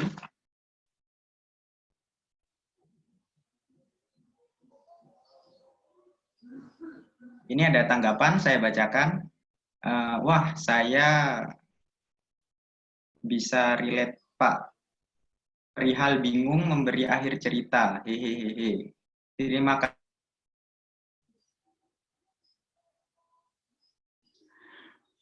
Dari saudari Amelia Wahyu, Pak. Gitu. Terima kasih karena memberi saran. Karena memang dia sedang bingung menentukan akhir cerita, begitu katanya, Pak. Ya, tampaknya sedang menulis ini ya. Sepertinya begitu. Selanjutnya ada pertanyaan ketiga yang mungkin juga sekaligus pertanyaan terakhir pada diskusi bedah buku hari ini, yaitu pertanyaan dari Andrian Setia Nugroho. Pertanyaannya begini, bahasa puitis itu memang membutuhkan konsentrasi yang tinggi, karena interpretasi setiap yang baca bisa berbeda dengan maksud si penulisnya. Menurut pemateri, apakah puisi Hujan Bulan Juni sebenarnya patut diinterpretasikan lebih menjadi sebuah novel seperti ini atau cukup menjadi puisi saja? Mungkin bisa dimulai dari Ibu Namira terlebih dahulu. Baik, terima kasih. Terima kasih juga pertanyaannya Mas Andrian. Nah, kalau saya menanggapi pertanyaan ini, apakah puisi Hujan Bulan Juni sebenarnya patut diinterpretasikan lebih menjadi sebuah novel? Menurut saya itu hak masing-masing penulis ya. Dia mau mengalihwahanakan atau menginterpretasikan sebuah karyanya menjadi bentuk lain atau bagaimana. Bahkan mau penulis lain pun mau menginterpretasikan atau mengalihwahanakan pun juga tidak masalah. Seperti itu. Dan saya izin mengutip pernyataan dari Bapak Jack Parmin tadi, memang betul kan, ada penikmatnya masing-masing. Ada orang yang lebih suka membaca puisi, ada orang yang lebih suka membaca novel, ada yang lebih suka membaca cerpen, bahkan juga ada yang orangnya visual banget nih, pengennya tuh nonton. Dan memang kita tidak bisa menyamakan, mungkin feel antara satu karya dengan yang lain tidak bisa sama. Barangkali yang sudah membaca puisi Hujan Bulan Juni ini ada yang kecewa ketika membaca novelnya karena feel-nya tidak sampai atau bagaimana itu, tapi menurut saya itu kembali ke selera dan pribadi masing-masing, karena memang penikmatnya itu beda. Kemudian ya memang sebuah karya itu bebas ya diinterpretasikan dan digarap seperti apa. Apalagi dalam kasus Hujan Bulan Juni ini, dari puisi ke novelnya itu ditulis oleh orang yang sama, berbeda. Bahkan yang ditulis orang yang berbeda seperti antara novel dan film pun tidak ada masalah juga ketika dialihwahanakan. Itu semakin memperkaya kasanahnya sih, menurut saya seperti itu. Terima kasih. Baik, terima kasih Ibu Namira atas tanggapannya. Selanjutnya dari Bapak Jack Parmin. bisa menanggapi atau menjawab pertanyaan dari Mas Andrian. Dipersilakan, Pak. Terima kasih Mas Naufal, Mas Andrian. Terima kasih atas pertanyaannya. Sulit ya saya menjawabnya. Begini ya, saya punya analog mungkin terlalu jauh, tapi pernah suatu ketika saya berproses dengan mahasiswa itu di kelas. Waktu itu mahasiswa saya minta untuk membaca catatan harian GI, ya, catatan harian sang demonstran GI itu. Kemudian setelah mereka sudah membaca diskusi, berikutnya saya suruh membaca skenario yang ditulis oleh Riri, ya, Reza, skenario film GI. Nah, sesudah membaca skenarionya, jadi catatan seorang demonstran itu ditulis oleh GI sendiri, kemudian menjadi skenario ditulis oleh Reza, kemudian difilmkan oleh Reza. Simpulan diskusi kami dengan para mahasiswa adalah kurang ajar gitu. Jadi beda semuanya gitu ya. Itu oleh orang yang sama ya interpretasinya ya. Jadi agak berbeda-beda. Jadi bahkan ketika Anda membaca pernah misalnya ya membaca novel dulu ya, novelnya Andrea Hirata, kemudian seseorang langsung baca begini, seseorang ikut saja orang film gitu baca, wah ini bagus difilmkan. Nah, ketika orang film baca ini perlu bisa difilmkan, berarti ada bagian menarik yang bisa divisualkan. Nah, ketika Anda membaca puisi ini, lalu tiba-tiba Anda berpikir bahwa, wah ini bisa menjadi cerita yang menarik, puisi ini, maka bisa dibuatkan cerita yang menarik. Jadi bergantung dari kacamata kita melihat, karena kan meskipun sumber yang dibaca itu sama, yang diperoleh setiap pribadi pembaca itu tentu akan berbeda. Jadi ketika Pak Sapardi sendiri yang menuliskan, pasti akan memberikan interpretasi lagi terhadap puisi yang ditulisnya. Ingat puisi itu ditulis tahun 89, kemudian dinovelkan tahun 2015, itu perlu waktu berapa itu kalau dihitung? 26 tahun ya, 26 tahun, luar biasa itu. Itu sudah ada perenungan yang luar biasa. Kemudian novel ini, konon di banyak informasi di internet kita jumpai, pernah konon katanya Luna Maya mengajukan pada Pak Sapardi akan difilmkan. Tentu saja menyodorkan skenario yang ditulis oleh timnya Luna Maya. Tapi waktu itu Pak Sapardi menolak karena dia berbeda gitu dengan yang dimaksudkan gitu ya. Jadi tentu saja karena ini digawangi oleh Sapardi Djoko Damono sendiri, di puisi, di novel ditulis sendiri, dan ketika difilmkan itu direstui oleh Sapardi Djoko Damono, artinya inti hakikat dari yang disampaikan dalam Hujan Bulan Juni itu tersampaikan. Jadi intinya, tapi intinya itu kadang-kadang tidak kita temukan opos intinya sing sama itu antara di Hujan Bulan Juni di puisi, di novel, dan di film, apa yang sama gitu. Apakah Anda bisa menemukan cinta begitu? Ya pasti ya cinta gitu ya. Tapi cinta yang seperti apa yang ingin dimaksudkan oleh Sapardi yang muncul di ketiga wahana yang berbeda dari puisi ke novel ke film. Jadi pilihan ketika ia dinovelkan dan difilmkan tentu memang ada bagian dari wahana itu yang bisa dialihkan ke wahana tertentu yang ditangkap oleh pengalih wahana, yang kadang-kadang tidak ditangkap oleh kita sebagai pembaca umum, gitu kira-kira. Jadi sekali lagi, ini tentu kita tidak boleh menjawab, ini kan hak Sapardi untuk mengubahnya untuk menjadi ini. Tidak, tetapi tentu saja sebagai seorang pembaca saya mengatakan bahwa ketika sebuah karya dialihwahanakan ke wahana yang berbeda, pasti karya sastra itu berpeluang untuk dialihwahanakan. Peluang itu yang tentu saja dibaca berbeda oleh setiap individu yang bisa jadi tidak kita tangkap. Saya menangkap, Anda tidak menangkap. Anda menangkap, saya malah tidak menangkapnya. Jadi ini bukan sok pinter dan sok ketemu tidak, tapi tentu saja ini bergantung dari pengalaman kita masing-masing. Ya. Kalau misalnya Anda orang film begitu membaca puisi, saya langsung mengatakan, wah puisi ini bagus ini untuk difilmkan begitu ya. Ya, jadi hanya membaca judul saja langsung film begitu karena memang dunia mereka dunia film. Kira-kira begitu untuk menambahkan. Mudah-mudahan tidak semakin mengacaukan ini untuk pertanyaan Andrian Setio Nugroho. Terima kasih, mohon maaf ya. Saya kembalikan ke Mas. Loh, kemana? Naufal? Mas Naufal?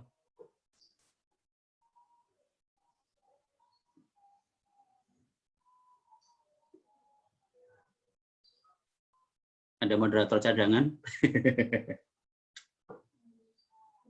Iya.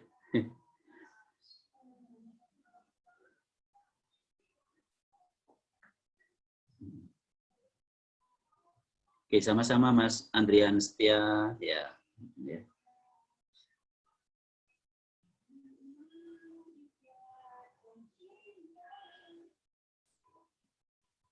Halo, ini Mas Andrian dari prodi apa ini? Mohon maaf Pak, mungkin Mas Novalnya lagi ada kendala teknis. Terima kasih Pak Jack Parmin dan Kakak Namira Khairani atas penyampaian materinya. Selanjutnya saya akan sebelum menutup acara ini dilanjutkan untuk sesi foto bersama. Dimohon seluruh peserta dan panitia untuk menyalakan kameranya masing-masing.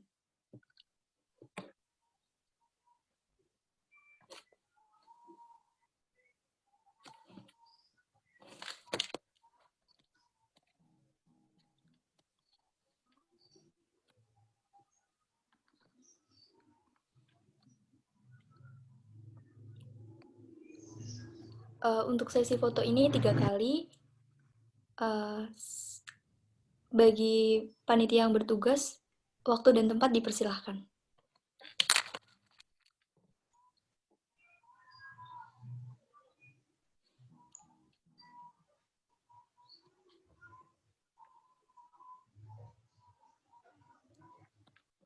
Cukup. Sebelum menutup acara ini, marilah kita sama-sama membaca hamdalah bersama-sama. Alhamdulillahirrabbilalamin. Saya selaku MC di sini mengucapkan banyak terima kasih untuk para pemateri yang sudah mengisi acara ini dari awal hingga akhir, beserta tak lupa ucapan terima kasih untuk para peserta yang telah antusias mengikuti acara ini dari awal hingga akhir acara ini. Mohon maaf sebesar-besarnya apabila saya ada salah kata dan kesalahan teknis pada acara ini. Akhir kata, wassalamualaikum warahmatullahi wabarakatuh. Untuk peserta, jangan lupa mengisi absensi yang ada di grup masing-masing.